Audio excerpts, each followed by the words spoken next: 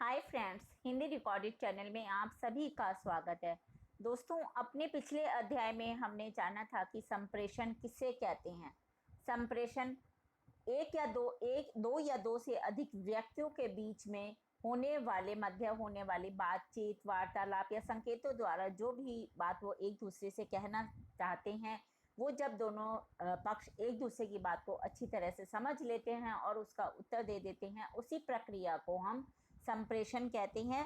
पिछले अध्याय में हमने साथ ही साथ इसके अलावा चर्चा की थी कि संप्रेषण सेवाएं क्या होती हैं, संप्रेषण के तत्व जाने थे, साथ ही साथ संप्रेषण प्रक्रिया को प्रभावित करने वाले कारक और संप्रेषण प्रक्रिया के बीच में मध्य आने वाली समस्याओं और बाधाओं पर भी हमने चर्चा की थी। इसी श्रृंखला को आज भी हम जारी रखेंगे और आज के अध्याय में हम चर्चा करेंगे संप्रेषण के महत्व पर, संप्रेषण की विशेषताओं पर, और साथ ही हम जानेंगे कि संप्रेषण प्रक्रिया में संप्रेषक हेतु जो कुछ सुझाव दिए गए हैं उनके बारे में हम चर्चा करेंगे और अंत में हम संप्रेषण के कुछ सिद्धांतों पर चर्चा करेंगे। तो दोस्तों, शुरू करते हैं अपना आज का अध्याय संप्रेषण। सबसे पहले चर्चा करेंगे संप्रेषण के महत्व पर। दोस्तों, यह प्रशासन का एक महत्वपूर्ण सिद्धांत है। किसी संगठन का कार्य करने के लिए इसका होना बहुत आवश्यक है। शोध कार्य से पता चलता है कि संगठन का सफल संचालन तभी होता है जब उसमें काम करने वाले व्यक्ति आपस में सहयोग करें, और लोकतंत्र की यह सबसे बड़ी आवश्यकता है कि जनता और प्रशासन में के बीच अधिक से अधिक मात्रा में एक दूसरे के साथ में वार्तालाप हो सके, वो एक दूसरे के साथ अधिक से अधिक जुड़ सके। इसलिए व्यापार तथा शासन दोनों ही क्षेत्रों में उत्तम संप्रेषण की व्यवस्था होनी आवश्यक है। व्यवसाय को प्रोत्साहन, संप्रेषण से कम समय में ज़्यादा काम संभव हो गया है और घरेलू एवं विदेशी व्यापारों में भी वृद्धि हुई है। व्यापारी घर बैठे ही सौदे कर सकते हैं, पूछताछ कर सकते हैं, आदेश दे सकते हैं, व स्वीकृति भी भेज सकते हैं, या उन्हें मना करना हो तो वो मना भी कर सकते हैं। श्रम में गतिशीलता, संप्रेषण के आसान साधनों से दूरी के दुख दर्द कम हुए हैं। दोस्तों, आज हम दूर बैठे फैक्स के द्वारा एक दूसरे से बड़ी से बड़ी कोई भी सूचना तुरंत पहुंचा सकते हैं और परिवार और मित्रों से भी निरंतर संपर्क बनाए रहता है, और व्यवसाय के लिए यदि दूर भी जाना हो तो कोई परेशानी नहीं होती। समाजीकरण, संप्रेषण के विविध साधनों से लोग अपने सगे संबंधी, मित्रों, परिचितों से नियमित रूप से संदेशों का आदान प्रदान करते हैं। इससे आपसी संबंध प्रगाढ़ हुए हैं और समाजीकरण भी बढ़ा है। समन्वय एवं नियंत्रण, व्यावसायिक गृहों एवं सरकार के कार्यालय अलग अलग स्थानों पर स्थित होते हैं और एक ही भवन के अंदर कई विभाग भी हो सकते हैं, और उनके बीच में प्रभावी संप्रेषण उनके कार्यों में समन्वय स्थापित करने और उन पर नियंत्रण रखने में भी सहायक होता है। कार्य निष्पादन में कुशलता, प्रभावी संप्रेषण का कार्य निष्पादन में श्रेष्ठता लाने में सबसे बड़ा योगदान होता है। कोई भी व्यावसायिक इकाई में नियमित संप्रेषण के कारण एक दूसरे से ऐच्छिक सहयोग प्राप्त होता है, क्योंकि वह विचार एवं निर्देशों को भली भांति संप्रेषण के माध्यम से समझते हैं। दोस्तों, ये जो संप्रेषण है ये पेशेवर लोगों के लिए भी बहुत आवश्यक है। जैसे कोई वकील है, चार्टर्ड अकाउंटेंट है, डॉक्टर है, मंत्रीगण है, या फिर सरकारी कर्मचारी हैं, ये सभी मोबाइल फ़ोन से अपना कार्यक्रम निर्धारित करने में और आवश्यकता अनुसार उसमें कोई भी परिवर्तन करना हो उसके मोबाइल फ़ोन के द्वारा वो कर सकते हैं। आपातकाल में इससे कितनी सहायता मिलती है। मान लीजिएगा कि कहीं आग लग गई है, एक्सीडेंट हो गया या कुछ भी गलत हो गया, तो आधुनिक संचार माध्यमों की सहायता से तुरंत हम सहायता मंगा सकते हैं और तुरंत ही उस तक वो सहायता पहुंच सकती है। अब देखिए, समुद्री तथ्य या हवाई वायु यातायात में इसका क्या प्रयोग है। संचार माध्यम समुद्री जहाज तथा हवाई जहाज की सुरक्षित यात्रा के लिए भी बहुत सहायक है, क्योंकि इनका मार्गदर्शन एक विशेष स्थान पर स्थित नियंत्रण कक्ष से प्राप्त संप्रेषण द्वारा आसानी से किया जाता है। शिक्षा का प्रसार, दोस्तों आप देख रहे हैं कि आज पूरे संसार में कोरोना ने कितना कोरोना नामक महामारी कितनी भयानक रूप से, विकराल रूप से फैली हुई है। और इस कोरोना काल में सिर्फ ऑनलाइन माध्यम के द्वारा ही शिक्षक और विद्यार्थियों के मध्य संप्रेषण द्वारा स्कूल और कॉलेज की शिक्षा प्रणाली आगे बढ़ रही है। यह प्रणाली व्यक्तिगत अध्ययन के स्थान पर विद्यार्थियों को शिक्षा देने की एक लोकप्रिय प्रणाली बन चुकी है।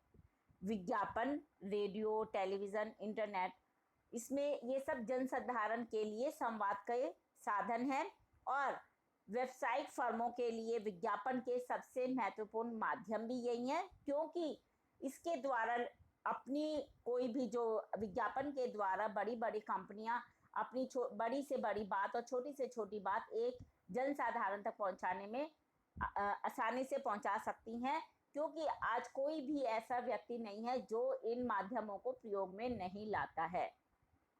अब हम जानते हैं संप्रेषण की विशेषता पर। कुछ 10 विशेषताएं मैं आपको बता रही हूँ, छोटे छोटे वाक्यों में लिखा है। परस्पर विचारों एवं भावनाओं का आदान प्रदान किया जाता है। संप्रेषण एक पारस्परिक संबंध स्थापित करने की एक प्रक्रिया है। यह द्विवाही प्रक्रिया है, यानी कि इसमें 2 पक्ष होते हैं, एक संदेश देने वाला और एक संदेश लेने वाला। यह प्रक्रिया एक उद्देश्यपूर्ण प्रक्रिया होती है। विचारों एवं भावनाओं के आदान प्रदान को इसमें प्रोत्साहन दिया जाता है। संप्रेषण की प्रक्रिया में अनुभव की भी साझेदारी होती है।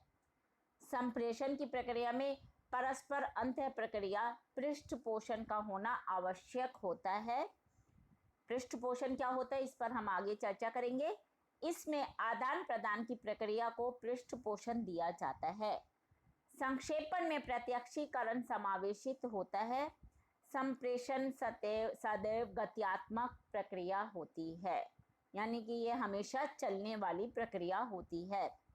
अब दोस्तों, संप्रेषण प्रक्रिया में संप्रेषक हेतु कुछ सुझाव हैं, वो सुझाव मैं आपको बता देती हूँ। संप्रेषक जो कि अपनी सूचना को भेजने वाला, अपनी बात को कहने वाला होता है। संप्रेषक प्रक्रिया में संप्रेषक के लिए जो सुझाव दिए गए हैं उन पर हम थोड़ी बहुत चर्चा कर लेते हैं। सबसे बड़ी बात यह है कि उसे संप्रेषक को पूर्वाग्रह व तनावों से मुक्त रहना चाहिए। उसको अपने दिमाग में उठने वाले इन बातों से, इन तनावों से मुक्त रहना सबसे ज़्यादा जरूरी है। और साथ ही साथ वास्तविक आवश्यकता का विश्लेषण।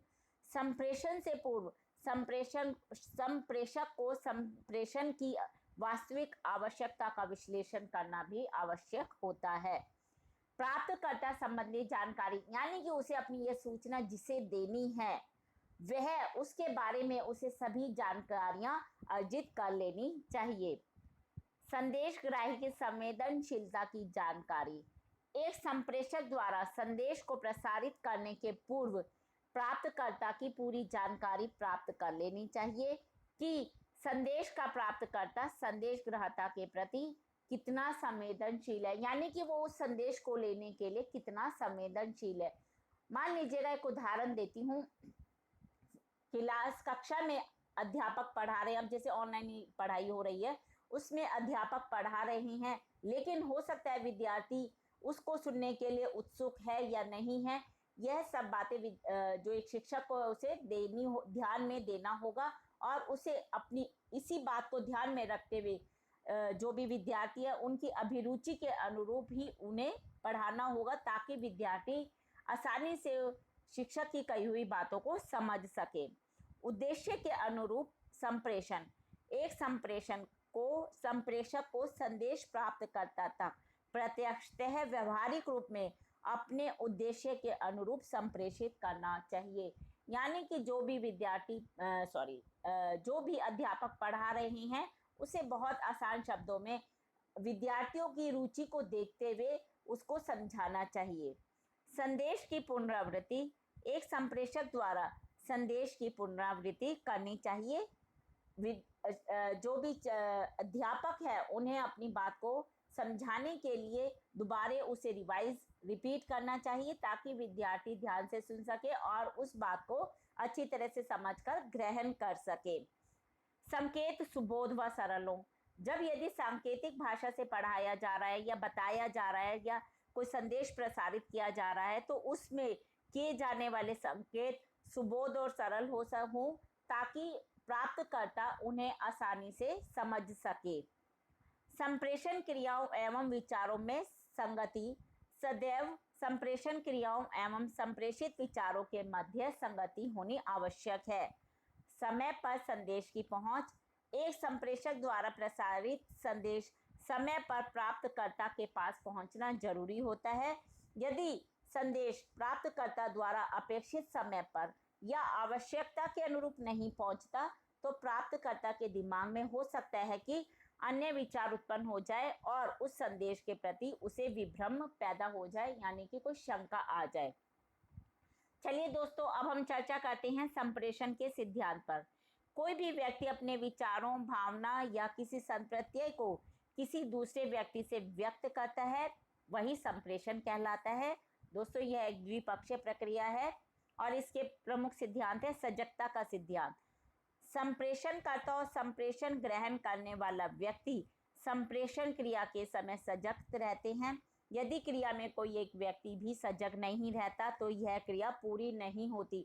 उदाहरण के तौर पर विद्यार्थियों को जब अध्यापक पढ़ा रहे हैं, मान लीजिएगा कि अध्यापक का ध्यान भटक गया या विद्यार्थी का ध्यान बिल्कुल भटक गया, तो क्या ये प्रक्रिया पूरी होगी? नहीं होगी, यह अधूरी हो जाएगी, क्योंकि ना तो अध्यापक अपनी बात छात्रों को समझा पाए हैं और ना छात्रों से समझ सके हैं। तो इससे उनका जो पाठ है, अध्याय है या वो बात है, वो आधी अधूरी रह जाएगी।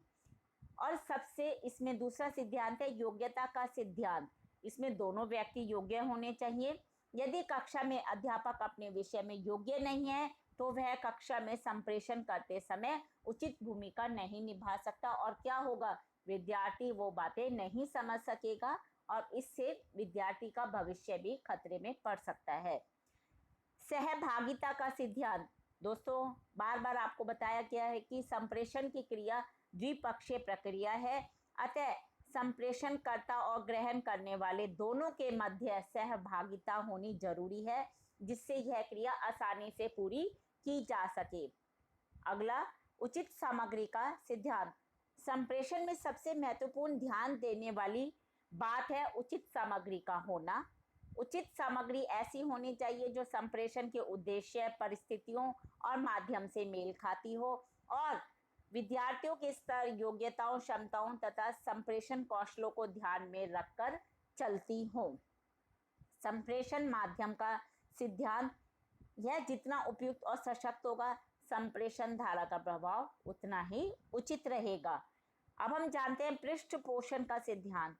संप्रेषण प्रक्रिया में पृष्ठपोषण प्राप्त करना अति आवश्यक है, जिसके माध्यम से हम अपने संप्रेषण को और अधिक प्रभावशाली बना सकते हैं। सहायक एवं बाधक तत्वों का सिद्धांत। संप्रेषण क्रिया में दोस्तों बहुत से तत्व और परिस्थितियां कार्य करती हैं जो कि इस क्रिया के लिए सहायक भी हो सकती हैं और बाधक भी हो सकती हैं। जैसे कि अब शोरगुल है, प्रकाश की कमी है, सुनने और देखने में आने वाली कमी है, ये सब उसके लिए बाधक हो सकती हैं।